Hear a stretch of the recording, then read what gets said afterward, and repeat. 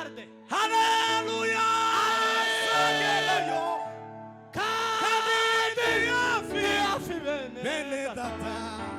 Numazaho ziraguguza kumva we. Semeni haleluya. Alala. Atukuzwe Yesu. Haleluya. Turashima Imana kuba kuri uyu munsi Imana ihabwa icubahiro. Shukuru Mungu kwa siku hii apewe sifa. Zariri mbindiri boya mose. Taudi wese wayirize. Ariko jewe. Jewe wosayirize. Ariko jewe. Haleluya. Zagerayo. Kanidiya. Bene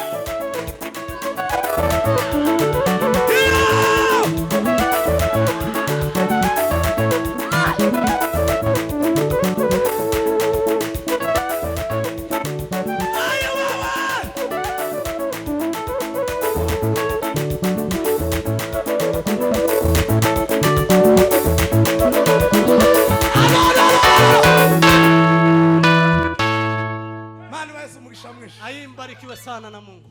Turashimira ubuyobozi bw'abayumbe. Mshukuru viongozi waombezi. Buyobowe nandanyuzwe. Ambaye naongozwa. Imana igwese umugisha. Mungu ambariki. Kubwo kutugira icizere. Kwa kutuamini. Mukaduha kugira ngo tuganire ijambo ry'Imana. Katupa ili tuweze kuzungumza neno la Mungu. Turashimira ubuyobozi bw'itorero. Mshukuru uongozi wa kanisa. Nabwo kuba barabyemeye. Na wao kuwa wamekubali. Imana ibaheze umugisha. Mungu awabariki. Bishop ndetse n'abapasteri, Bishop na wachungaji, n'abandi bavuga ubutumwa n'abadiakoni, na wainjilisti pia na madikoni, n'abakristo mwese, na wakristo nyote.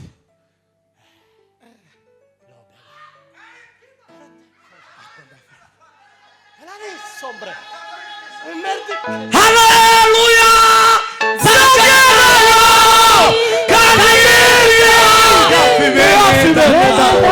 Inuma zaho ziraguza we. Inuma haleluya! Semeni amina. Asifiwe Yesu. Lome mandelaga. Muvuga butumwa pile Imana igwese umugisha. Mhubiri mpile Mungu akubariki. Yavuze itonze cyane. Nasema kwa upole. Imana igwese umugisha. Mungu ambariki. Amen. Antoza bavuga ngo abantu bihuse. Tunaosema itu wamekimbia. Agira ngo mumvise umvugo tumwa wito. Nasikia mhubiri akienda pole pole. Jewe ngiye iri mu kirere. Mimi niko huko angani. Babandi bazagendera hasi. Wala ambao wanatembelea chini. Muje hejuru tujana. Panda juu tuende pamoja. Semeni haleluya. Haleluya. Hari abantu tarabumbura kanongo bikirize haleluya. Kuna watu ambao hawajafumbua kinywa na kuitika haleluya. Kana sanze. Na nimepata. Nasanze. Nimegundua. Uko ushaka ko bakugirira. Vile unavyotaka ufanyiwe. Ariko uzozugirira abandi. Fanyia wenziwe hivyo hivyo. Nimba ushaka ko bakugirira neza. Kama unataka utendewe wewe. Uzugirira abandi neza. Watendee wengine wewe. Nimba ushaka ko bakwikiriza. Kama unataka uitikwe. Uzawikiriza abandi. Nawe waitike wengine.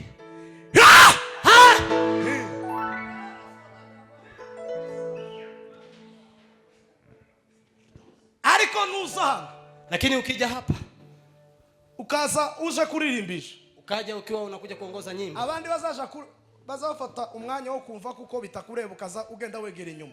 Wengine wakichukua nafasi unafikiri hayokangali unarudi nyuma. Nawe nuja kurimba tuzoje inyuma. Nawe ukienda kuimba tutarudi nyuma. Ko bizabimera. Hivyo ndivyo ilivyo. Amen. Amen. Tugatekereza ko nubi urwango uzosara urukundo. Usifikirie ukipanda chuki utavuna upendo. Cyangwa utekereze kuko unubiba ikigori uzasarura avoka. Ama ufikiria kwa ukipanda mahindi utaweza kuvuna. So wabivye chose. Kile ulichokipanda ndicho uzasarura. Ndicho utakivuna. Iyo ugira neza, ukitenda wema, abandi bazakugira neza. Wengine pia wanakutendea wema. Ndashima Imana yarinze umuryango wanje uyu mwaka wose. Mshukuru Mungu aliyelinda jamii yangu mwaka mzima. Semeni haleluya. Haleluya. Irinda jewe ngenda mu safari ndende, ikanilinda nikienda kwa safari refu. Irinda umugore asigaye hano n'abana, kalinda mke akibaki na watoto. Imana ihabwe icubahiro. Mungu apewe sifa. Ndashimira yuko umwaka urangiye w'amashuri. Nashukuru ya kuwa mwaka wa masomo twarabonye amafaranga yo kwishura abana ishuri, tukiwa tumepata school fees. Ubu sinifite ikibazo cy'ishuri ry'abana ryarangiye. Mimi sina tatizo ya masomo kwa maana imeisha. Iyi nayo ni impamvu yo tumanezererwa. Hii ni sababu ya kumshukuru Mungu. Amen. Amen.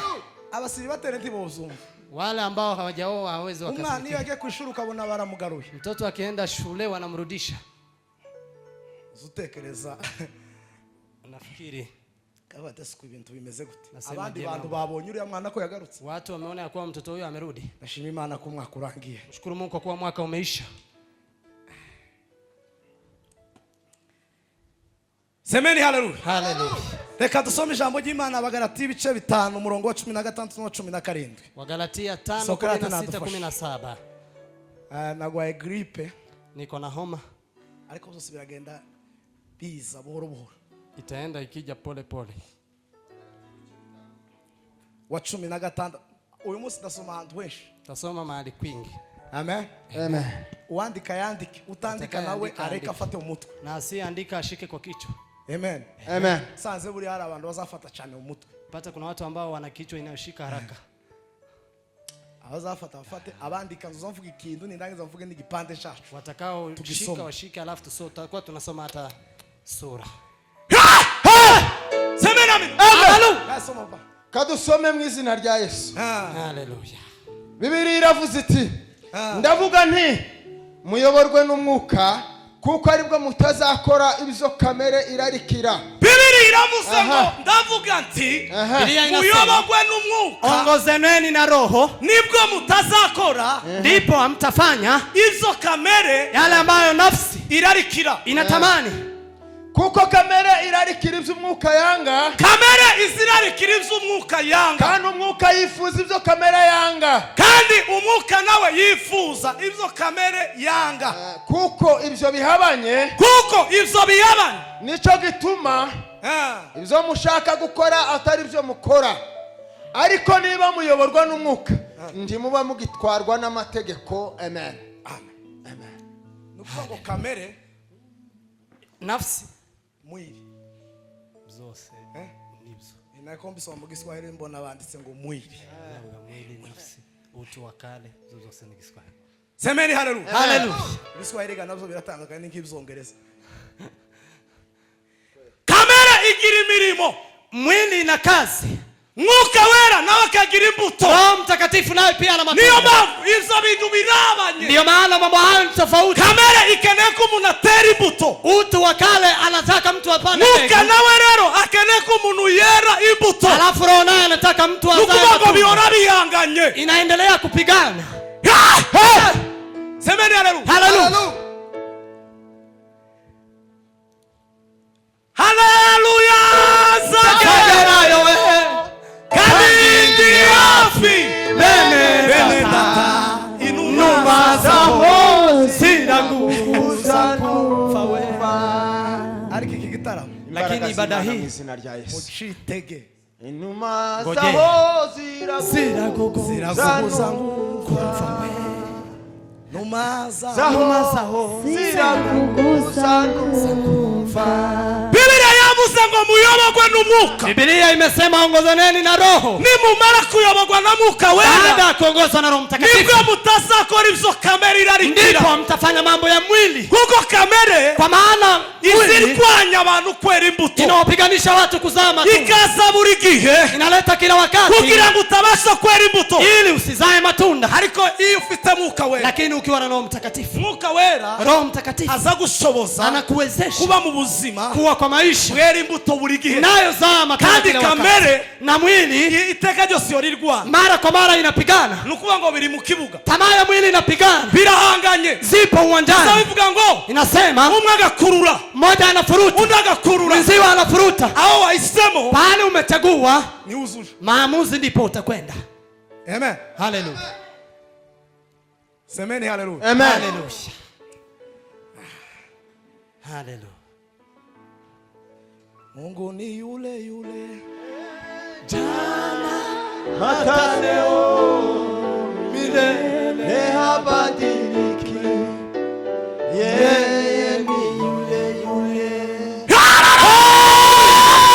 Twimura kamere, tuanze kutoa mwili. Kawari agase muri twe, Roho akifika ndani yetu, asanyoa kamere, kanyoa, anamaliza tamaa ya mwili. Kamere kagenda shira, tamaa ya mwili inaisha. Bija wakundaga yale ulikuwa unapenda ya mwili, bikagenda bikubwa, yanaenda akitoka kwako, kubera yuko, kwa maana Kawari agase muri Roho Mtakatifu kamefika ndani yako. Kawari agase muri, Roho akifika ndani yetu, azatsikamira, anakalia ibintu byose, yale yote bija sari dufite inyungu, yale ambayo haikuwa na faida. Paulo yandikiye Abagalatia, Paulo akawaandikia Wagalatia, arabwira ngo ibyisi, akawaambia ya ulimwengu abinduye, ameyabadilisha igihombo, kama vile bure, ndetse na tena mbigeranya nk'amase, nikaifananisha kama vile bure kabisa.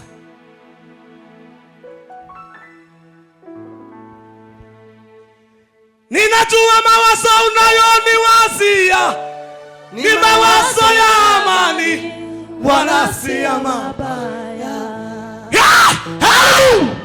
Semeni haleluya. Haleluya. Turavuga ibintu birindwi mwuka wera azakora mu buzima bw'abizeye. Tunasema vitu 7 ambazo Roho Mtakatifu fanya kwa maisha ya waumini. Amen. Haleluya. Bintu mwuka wera azakora mu buzima bw'abizeye, zile ambazo Roho Mtakatifu anafanya katika maisha ya watakatifu. Iyo yageze muri wo, akiwa amefika ndani yako, azatsikami, wanga anakalia, azakuraho, wanga anaondoa, azakubu, wanga anafagia, akeyura, anatoa, agakura, anatoa, ibintu byose bikava, yale yote anatoa, ibintu za kamere, yale ya mwili bigakubwa, yanaondolewa, imbaraga z'Imana, nguvu za Mungu zikagaragara, zinaonekana. Kama muzamura n'umuntu, ndio maana mkipatana, kubera yuzuye imbaraga kwa maana amevaa nguo za Mungu, ugatesewe niki wakoze, kasema wewe umefanya nini? Nawe nibakubaza ni kukuora n'ibyishimo, nawe uzababwire ni Yesu wangiriye neza. Nawe nibakubaza ni kukuora n'amahoro, nawe ngo uzababwire ni Yesu wangiriye neza. Jewe Yesu yanguze, Jewe Yesu yangiriye neza.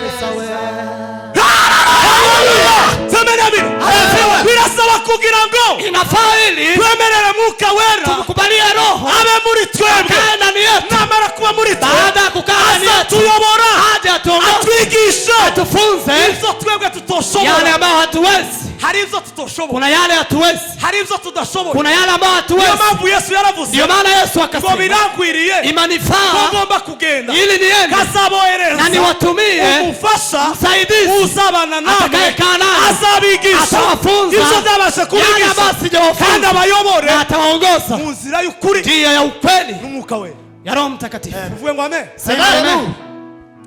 Semeni haleluya. Atukuzwe Yesu.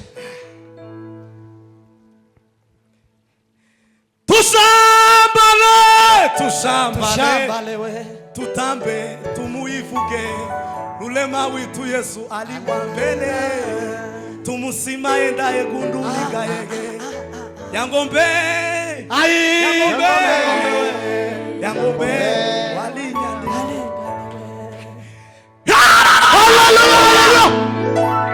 Icho mwuka wera azakora mu buzima bwawe. Kile Roho anafanya kwa maisha ya mtakatifu, ijambo jambe, neno la kwanza, azatuyobora, anatuongoza. Biblia iravuga ngo, Biblia inasema mu Baroma igice cha 8:14, Warumi 8:12, ngo muyobogwe n'umwuka, abayobogwa n'umwuka wera w'Imana, wanaoongozwa na Roho wa Mungu, abo nibo bana, hao ndio wana bima wa Mungu. nukuvuga ngo umuntu utayoborwa na mwuka Yule ambaye haongozwi na roho.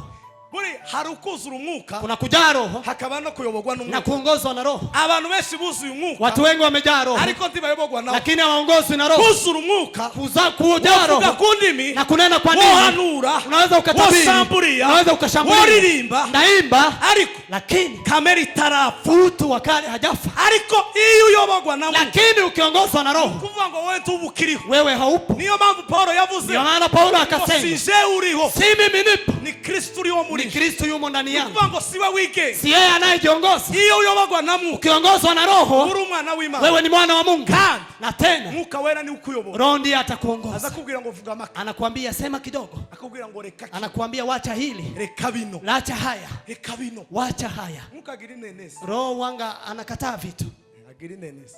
wanga anakataa vitu. Iyo wemeye kuyoborwa nawe, Ukikubali kuongozwa naye, aza kuyobora. wanga anakuongoza. Iyo wanze, Ukikataa, asha ku ruhande. anaenda kando.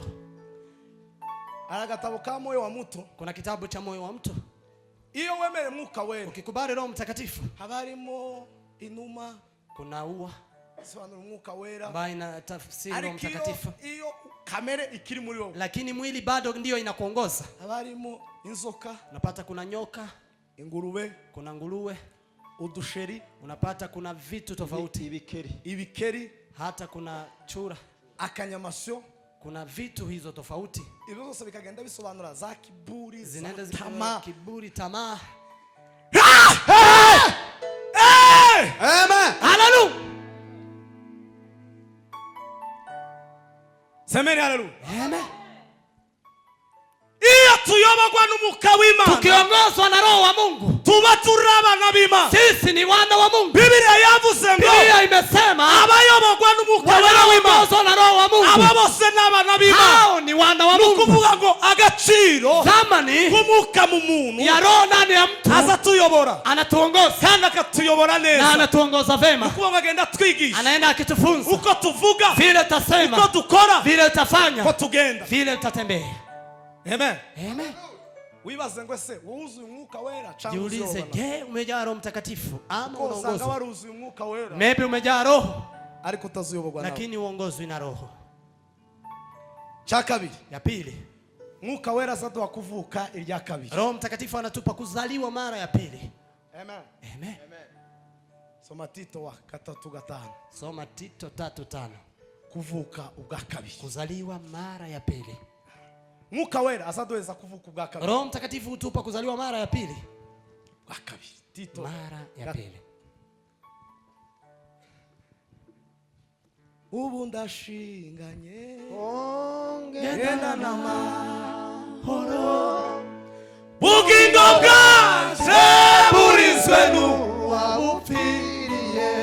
aho 3:5 urwandiko Paulo yandikiye Tito. 3:5 Tito. Dusome mu izina rya Yesu Kristo. Tusome. Iradukiza iradukiza bitewe n'imirimo yo gukiranuka twakoze, itabitewe n'imirimo yo gukiranuka ahubwo twakoze, kubw'imbabazi zayo ahubwo kwibw'imbabazi zima ikadukirisha kuhagirwa, ikadukirisha ariko kuhagirwa, kubyarwa ubwa kabiri. ariko kuzarwa ubwa kabiri. Amen. Ushaka kurekeraho, Amen. ikadukirisha ariko kuzarwa ubwa kabiri. Anatuokoa na ndiyo kuzaliwa mara ya pili. Nukuvuga ngo tukwiriye kuva mu isi y'umwijima, Lazima tutoke kwenye ulimwengu wa giza tukavuka mu isi y'umwuka, na tuzaliwe kwa dunia ya kiroho. tukava mu isi y'umwijima, Tutoke kwa ulimwengu wa giza tukaza mu mucyo, tuingie kwenye nuru. niko kuvuka ubwa kabiri. Niko kuzaliwa mara ya pili. Semeni haleluya. Haleluya. Ntibisaba kuvuga ngo dusubire mu nda za ba mama tuvuke, Haifai turudi tumone za mama zetu nta nubwo tuzaliwe. byashoboka, Haiwezekani. ariko ni ukuva mu isi Lakini ni imwe kutoka ulimwenguni. tukava mu isi imwe Tunakufa kwa ulimwengu moja, tukazuka mu yindi, tunafufuka kwa nyingine. tukavuka Tunazaliwa, tukavukira mu isi y'umwuka. tunazaliwa kwa dunia ya kiroho. Amen. Haleluya. Mwuka wera icyo aza akora mu buzima bwacu, Roho kila anachokifanya maishani mwetu azaduheza kuvuka ubwa kabiri. anatupa kuzaliwa mara ya pili. Amen. Haleluya. Mwanditsi yaravuze aravuga ngo ni ukuri, ni ukuri, Mwandishi akasema haki haki, ndababwira yuko nawaambia kweli, ngo nimutabyarwa n'amazi n'umwuka, msipozaliwa kwa maji na roho ngo ntimuzinjira mu bwami bw'Imana. hamtaingia ufalme wa mbingu. Turi kumwe ariko Tuko pamoja.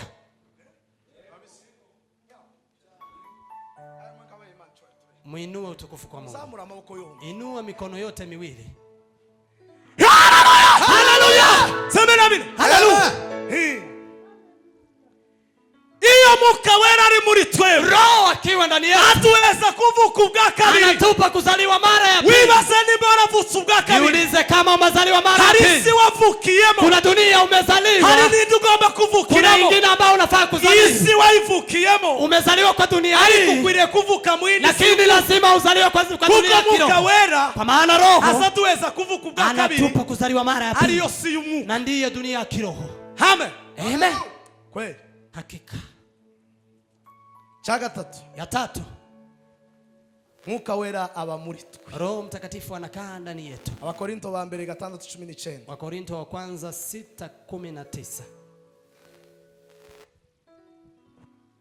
Korinto ba mbere Korinto wa kwanza 6:19. dusome Abakorinto ba mbere 6:19. 19. Haravuga ngo mbese ntimuzi yuko imibiri yanyu ari insengero z'umwuka. Bibiri iravuze ngo ese ndimuzi yuko imibiri yanyu ari insengero z'umwuka wera uri muri mwe. Aha. Uwo mufite wavuye ku Mana. Kandi ntimuri abanyu ngo mwigenge, kuko mwaguzwe igiciro. Nuko rero mutume imibiri yanyu ihimbaza Imana. Amen. Amen. Imibiri yacu, miili yetu ni icumbi rya Mwuka Wera. Hii ni makao ya Roho Mtakatifu. Nukuvuga ngo Mwuka Wera Ni kusema Roho Mtakatifu azaba muri twe, anakaa ndani yetu, akicara muri twe, anakaa ndani yetu, amaze akanongoneza. alafu ananongoneza. Nongoneza sasa rohoni wangu, karibu naye ninatulia. Nguvu baraka za mbingu. Ni kweli mimi ni wa Mwokozi milele. Amenitaja ndugu mpendwa, ananikaribia sifa za mbingu. Daima nitakaa Kwake Yesu. iyo wakiguria Mwuka Wera Kiwa umefungulia Roho atakaa ndani yako. impamvu ya gatatu, Sababu ya tatu, Mwuka Wera kuba muri twe, ili Roho akae ndani yetu, nukumenya kw'ingingo zacu, kujua kuwa miili nukumenya yetu, kw'imibiri yacu, kujua miili yetu ari icumbi rya Mwuka ni Wera. makao ya Roho Mwuka Mtakatifu. Wera Roho azaba muri twe, anakaa ndani yetu, yarangiza baada akatwigisha, anatufunza, akatuyobora, anatuongoza, akatubwira uko tugomba kuvuga, anatuambia vile ya akatubwira uko kusema, tugomba kugenda, vile ya kutembea, kubera ko atura muri twe. kwa maana anakaa ndani yetu. Amen. Amen. Baza mugenzi wangu, Mwuka Wera aba muri wewe. Muulize mwenziwe, Roho Mtakatifu anakaa ndani yako. Timuzi yuko imibiri yanyu Hamjui miili yenu ari insengero z'Umwuka Wera w'Imana ni uri muri mwe. hekalu ya Roho Mtakatifu aliyekaa ndani yenu. Haleluya. Tugeze kucakane Ya 4. semeni haleluya. Haleluya. Mwuka Wera azadushira ikimenyetso. Roho Mtakatifu hutuweka muhuri. Abaefeso 1:13. Waefeso 1:13. Mwuka Wera azadushiraho Roho ikimenyetso, Mtakatifu anatuweka muhuri. azadukubitaho ikashe, Anatuweka muhuri. kashe ya Yesu. Anatuweka muhuri wa Yesu. Yo ati kumana tani vyago tamarira ndakumoronga tarumfukani ndagahinda none naje nkwiye kujayo. Soma sokra. Abaefeso 1:13. 1:13. Niwe namwe mwiringiye mumaze kumva ijambo Niwe ry'ukuri. namwe mwiringiye mumaze kumva ijambo ry'ukuri, Ari ryo butumwa bwiza bw'agakiza ari bwo kanyu. butumwa bw'agakiza, Kandi Hey, mumaze kwizera mumaze niyo kwizera wabashizeho ikimenyetso, niyo wabashizeho ikimenyetso, arico Mwuka Wera mwasezeranyijwe. arico Mwuka Wera mwasezeranyijwe. Amen. Stop. Amen. Haleluya. Niwe wabashizeho ikimenyetso. Ndiye ameweka muhuri. Nukuvuga ngo bafite Umwuka Wera Walio na Roho Mtakatifu baba ari ikimenyetso, wapo na muhuri wa Mungu. uzugenda Ukienda bakavuga ngo ari ikimenyetso wanasema hapo muhuri cha Mwuka Wera ya Roho Mtakatifu. wavuga. Ukisema Niyo mpamvu Yesu, ndio maana Yesu. semeni haleluya. Haleluya. Petero, Yesu yabwiye Petero, Yesu akamwambia Petro, ingoko izabika kuku itawika unyihakanye. ukinikana. Semeni haleluya. Haleluya. Noneho ngo arangiza arabatita ibishoboka. Akasema haiwezekani. Umunsi umwe ngo aragenda bamaze gufata Yesu, Baada ya kumchukua Yesu, ageze ahantu alipofika pahali kugira ngo uyu ari kumwe na Yesu, wakamwambia huyu alikuwa na Yesu. jewe sinari kumwe na Yesu. Mimi sikuwa na Yesu. Barabwira ati yawe ni mivugire yawe yonyine Wakasema hata msemo wako iragaragaza ko ari kumwe nawe, inaonyesha ulikuwa na Yesu, wabe n'ingendo zawe na hata mwenendo wako ziragaragaza ko inaonyesha wagenda kuwa yena. wewe umetembea na Yesu. Seme Haleluya. Birasaba kugira ngo inafaa hivi tugende n'ikimenyetso twende na muhuri aricho Mwuka Wera. na ndiye Roho Mtakatifu. Mwuka Wera naba muri twebwe Roho akana ni azatushira ikimenyetso, atatuweka muhuri. nta muntu uzarinda kugusobanura Hakuna uriwe. mtu atakutafsiri yule uliye. Nta muntu uzovuga ngo wewe uri runaka. Kuna yule atasema wewe ni fulani. Mwuka Wera kikimenyetso, Roho kama ishara azoza yemeza abantu, atakuwa anawakubalisha watu. amen. Tibisaba kwivuga wewe, Haifai ujitetee. tibisaba kuvuga uriwe, Haifai useme yule uliye. tibisaba kwisobanura uriwe, Haifai ujielezee. birasaba gusa Inafaa ili kucumbikira Mwuka kuweza kumkalisha akaba muri wewe, akae ndani yako. yarangiza Baada akagushiraho ikimenyetso, anakuweka muhuri. uri ikimenyetso. Uko na muhuri Cha gatanu, ya 5. semeni haleluya. Haleluya.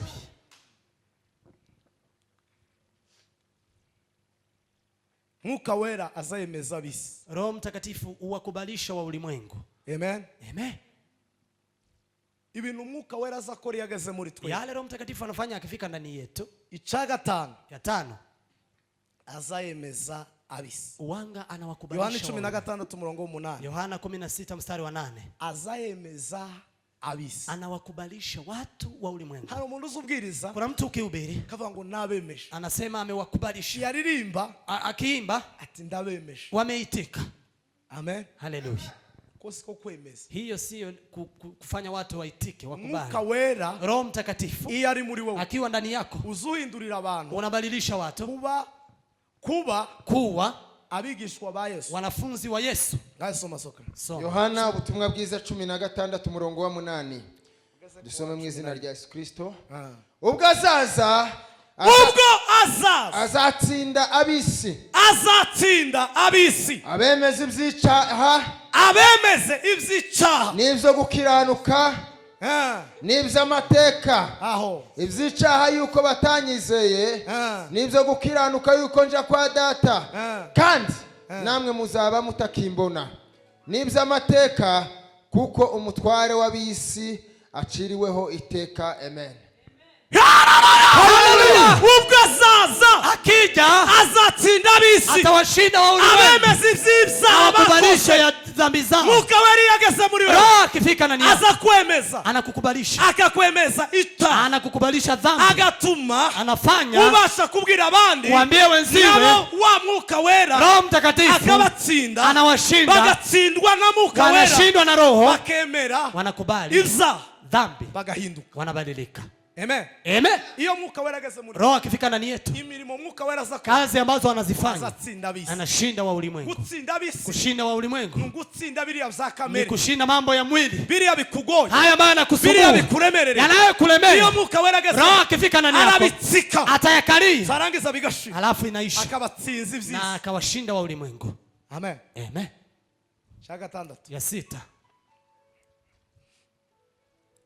iminota bambaye ndayubahiriza, Dakika nitaheshimu. nayirebye neza gutya ukuyemo yindi mukungu. Nimeiangalia kabisa. Semeni haleluya. Haleluya. Mwimbieni Bwana anastahili heshima. Mwimbieni Bwana anastahili heshima. Mwimbieni haleluya kwa shangwe na furaha. Haleluya. Ica gatandatu, Ya 6.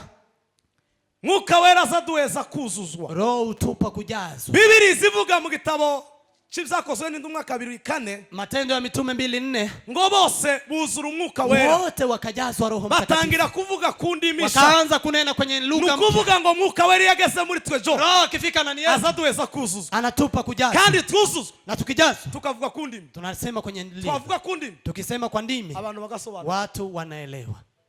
Amen.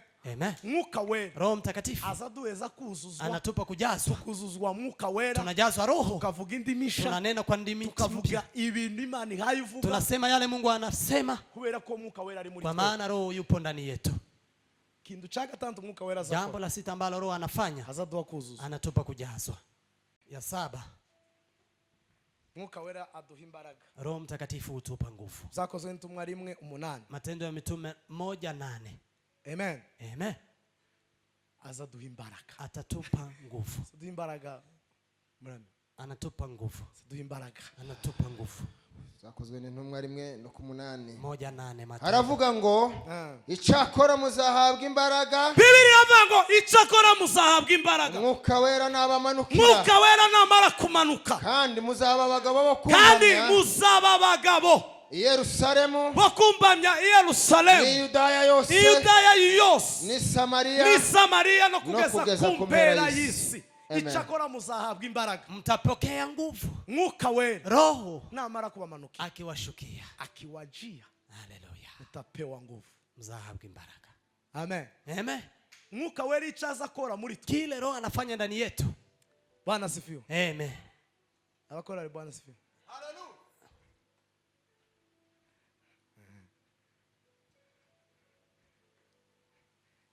Azaduha imbaraga. Anatupa nguvu. Azaduha imbaraga. Anatupa nguvu. Imbaraga z'Imana ziba muri twe. Nguvu za Mungu zinazokaa ndani yetu. Ntabwo ari za zindi zo guterura imizigo. Si zile za kubeba mizigo. Ntabwo ari za mizigo. zindi zo gukora imirimo isanzwe. Si zile za kufanya kazi Ni ya kawaida. imbaraga zo kudushoboza. Bali ni nguvu za kutuwezesha gukora umurimo w'Imana. kufanya kazi ya Mungu. Muri ivyo yaravuze aravuga ntabwo zoroshe. Mwimbaji akasema si rahisi gukurikira Yesu. kumfuata Yesu. Ariko aravuga ngo Lakini akasema uje umukurikira mfuate, azakuyobora, atakuongoza. ibikomeye Yaliyo magumu, azoroshe, yaliyo mazito atayarahisisha. Amen. Amen. Muri ivyo yaravuze aravuga ngo ababi babarira. Mwimbaji akasema wanaopanda wakilia Bazasarura bishima. watafuna kwa furaha. Semeni haleluya. Haleluya. Bija bitugoye. Yale yanayotusumbua. Bija bitunadisha. Yale yanayotushinda. Bija bitusikamiye. Yale ambayo yanatushinda. Semeni haleluya. Haleluya. Imana iziduha imbaraga. Mungu utupa nguvu. Kubasha gutsinda. Kuweza kushinda. Kubasha gukuraho. Kuweza kuondoa Ituremerere. yanayotusingiza. Semeni haleluya. Haleluya. Gerardine yavuze hazaba umwanya mwiza wo kumva indirimbo kuri uwo musikiza bari igitaramo. Tuzumva indirimbo y'umugabo witwa Mose, tuzumva indirimbo y'umwana w'intama w'Imana, tuzumva indirimbo y'umwihariko Imana datugayo niza ituririmbira. Utekereze kumva Imana yacu ikaririmba. Izaba ari indirimbo ihimbitse neza. Izaba ari indirimbo ifite ijana ziza. Izaba ari indirimbo itigeze kumvikana. Iyo ndirimbo ntabwo izaba ari silowi. Iyo ndirimbo ntabwo izaba ari kinimba. Iyo ndirimbo ntabwo izaba ari kizuru. Uko yarepeswe kuva iyi si yaremwa, Imana yayiteguye kuva iyi si yaremwa. Mana ndagusaba iherezo ryiza. Zumve ku ijwi ryawe ryiza urimo kuririmba. Zumve iyo ndirimbo Uzaturirimbira we. Imana data izahaguruka ku ndebe yayo. Izabinejejwe nuko tumaze kugerayo. Izafata umwitero iduhanagura amarira. N'ibyuya twabize dukora uyu murimo. Izatubwira ngo muruke bwoko bwaje. Mwarakoze. Mwarakoze. Haleluya. Semeni amina.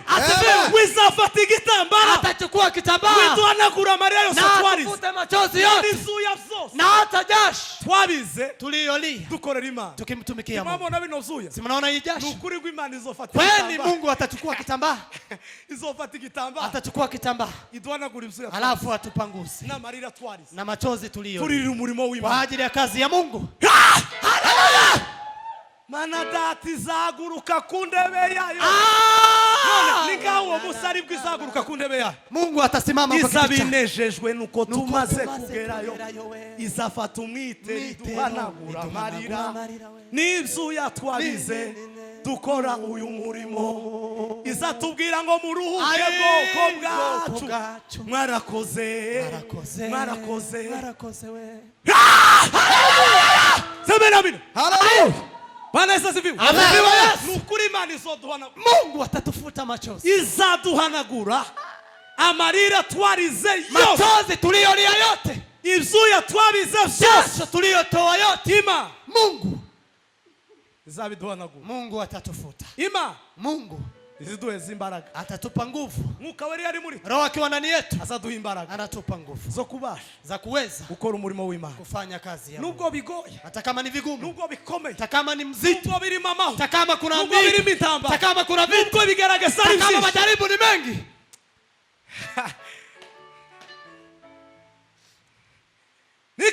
nikikumbuka Sayuni, moyo huwaka kabisa, mbinguni naitazama na kuhimiza safari, mapambazuko mbinguni yataondoa utaji, yote tulivyo amini tutaviona mbinguni, yote